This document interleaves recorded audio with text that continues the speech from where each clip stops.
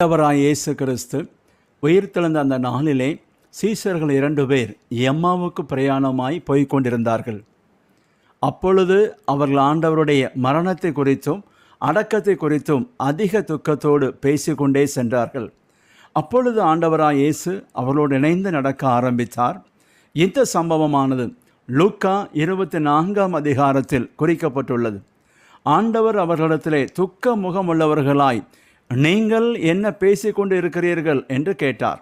அப்பொழுது அவர்கள், நசரேயனாகிய இயேசுவை குறித்தே பேசிக்கொண்டு செல்கிறோம் என்று சொன்னார்கள். ஆனால் தன்னோடு வருவது ஆண்டவராய் இயேசு கிறிஸ்து என்று அவர்கள் அறியவில்லை. காரணம் என்னவெனில், அவர்கள் இருதயமானது அதிக துக்கத்தினால் கவலையினாலும் நிறைந்திருந்தது.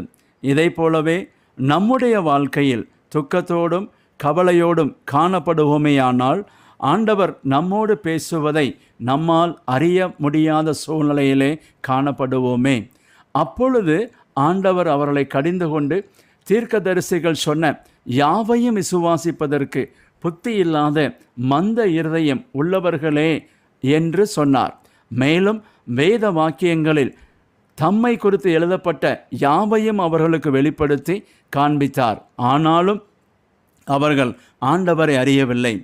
பின்பு அவர்கள் அவரை அழைத்ததினால் அவர்களோடு தங்கின நேரத்தில் பந்து இருக்கிற இடத்தில் அப்பத்தை பிட்டு அவர்களுக்கு கொடுத்து அவர்கள் கண்கள் திறக்கப்பட ஆண்டவரை அறிந்து கொண்டார்கள்.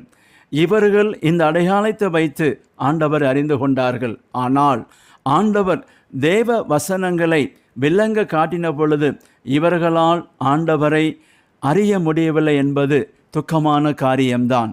ஆனாலும் அவர்கள் ஒருவருக்கொருவர் பேசிக்கொண்ட காரியம் என்னவென்றால், அவர் நமக்கு வேத வசனங்களை விளங்க காட்டின பொழுது நமது இருதயம் நமக்குள்ளே கொழுந்துவிட்டு எரியவில்லையா என்றார்கள். ஆம், இது எவ்வளவு மேன்மையுள்ள காரியமாக இருக்கிறது.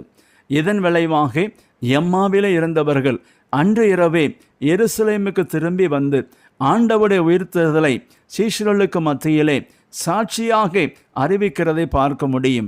அவர்கள் துக்கமெல்லாம் உடனே மாறி கர்த்தருடைய வெளிப்பாட்டினாலே அவர்களுடைய இருதயம் மிகுந்த சந்தோஷம் அடைந்து எருசலேமிலே வந்து அந்த நல்ல செய்தியை அறிவிக்கிறது எவ்வளவு மேன்மையான காரியம். பிரியமானவர்களே, இதை போலவே இந்த உயிர்த்தெழுந்த ஆண்டவராய் இயேசு கிறிஸ்து நமக்கு வேத வசனங்களை வெளிப்படுத்தி காட்டும் பொழுது, நாம் அதை விளங்கி கொள்ளும் பொழுது நம்முடைய இருதயமும் கொழுந்துவிட்டு எரியுமே. அப்பொழுது நாம் தேவனுடைய சந்தோஷத்தினால் நிறைந்து துக்கமில்லாம் மாறி அவரை குறித்து வல்லமையுள்ள சாட்சிகளாக மாறுவோமே. தேவன் தாமே நம் அனைவரையும் ஆசிர்வதிப்பாராக.